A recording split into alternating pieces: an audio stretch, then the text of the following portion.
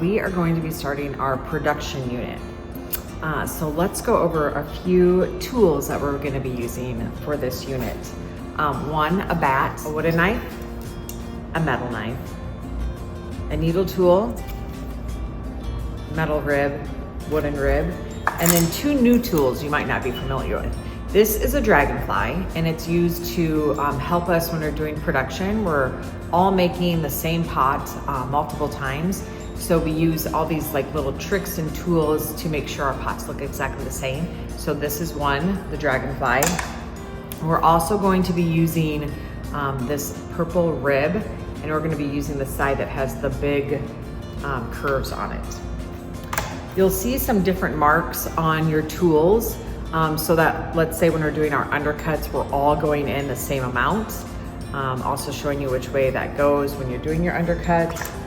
There's also additional marks on the dragonflies to show different measurements. It's really important that we all follow those same measurements, so in the end, all of our pots look the same. It's a big part of doing a production. I'm gonna use bats. You can use, these are gonna be probably the best to use, but if we run out of these, you can use the other ones. One side fits on tight, as some of you know, and one side doesn't. So if you want, grab a smidge of clay and use it to kind of glue that one down. It might just help a little bit. Make sure that whatever part you're slapping down on the wheel, that it is round. If it's flat, it's gonna trap a piece of air under here and make it really hard to get centered. And if you want, you can start what we call slap centering. We usually use slap centering when we're using big pieces of clay, but it's all right to do this every, just a few times before you get started. You have dry hands, you slowly spin your wheel, and I'm kind of going down and in, down and in. And then we're gonna go ahead and get that centered. I like to cone up. You have to be careful when you're coning up that you don't get this little hole. You want that very top part to be the tallest point. And then when you're coning down, you do not want to do this. See where you get a mushroom? You want to make sure when you're coning down that you're using this hand at an angle. See how this hand is pushing at an angle? I like to cone up and down a few times. I feel like it just kind of prepares my clay, helps me get centered.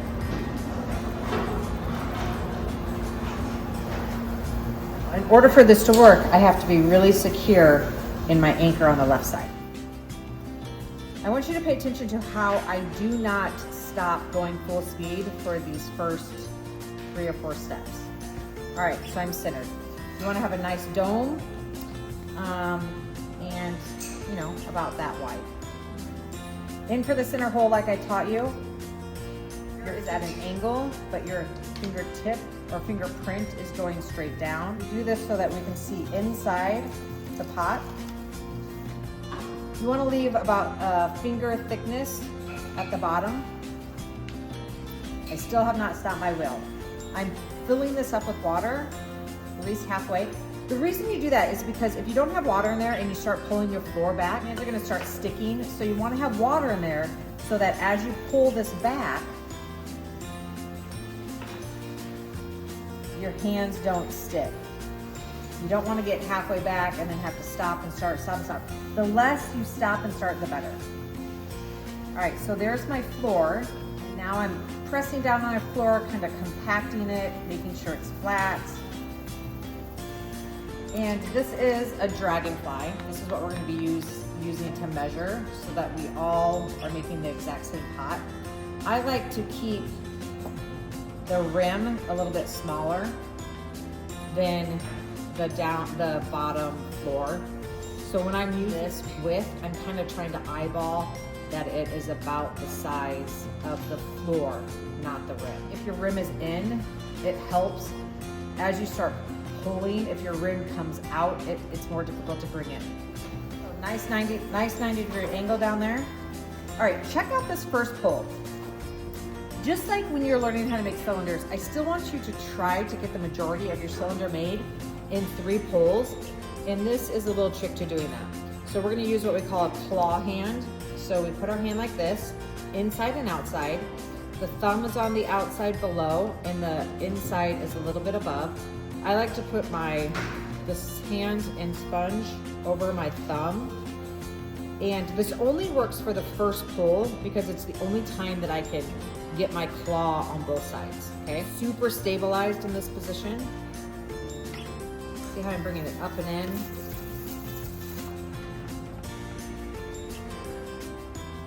Right, so I just got about 5 inches out of that first pull.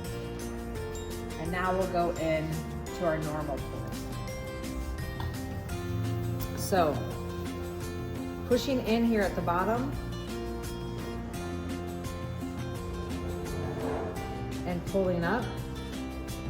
Again, pay attention to how I am keeping this coming in and not going out. Now, I need to explain something. This bottom has to be this wide, the same as the top has to be this wide. But what people often do is when they're pushing on the outside, they let that outside push the inside. See this? Starting at the bottom, you don't want this finger to push this finger in because then the bottom just gets smaller and smaller and smaller, right? We need to keep this hand stabilized and squeeze the clay between this finger and this finger. Squeeze it. And each time, like the first time you just squeeze it a little bit. And the next time you squeeze it a little bit more. That's how your wall gets thinner and thinner. Here's my next pull. And actually it's getting a little wide. So I'm gonna choke this a smidge. See how when I'm choking, I'm using all of my hand and all of my fingers? I'm not just choking like this, okay? I'm using kind of everything and just compressing that. Make sure that you get your pot wet every time you go to pull the wall. So see how I'm putting my hand on the rim and getting it wet. Okay, so here we go. Squeezing that clay in between. I apply less pressure as I get to the top because I just know that's always a little bit thinner. All right, so that I think was my third pull, and now I'm gonna measure. So with the dragonflies, we measure on them inside. So I need to get this much taller, and then at the very end, I'm just gonna pop that out to get it a little bit wider. Now, I'm gonna try to get some more weight up off of here. So I'm just pushing my fingers together a little bit more. The inside finger is above the outside finger. Now I'm gonna bring it out a smidge. I will just make that change. Okay, now it's just up. That's right. So, watch this trick. With the wooden rib, I'm going to, as I come up, I am gonna make this a little bit wider. I'm gonna skip this part because this part is where there's extra weight, and so I'm gonna wanna trim that off at the end. So I'm gonna use my wooden rib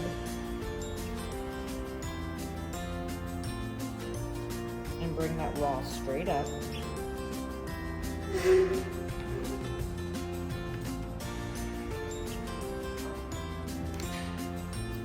I'm gonna wait till the very end to trim that rim off.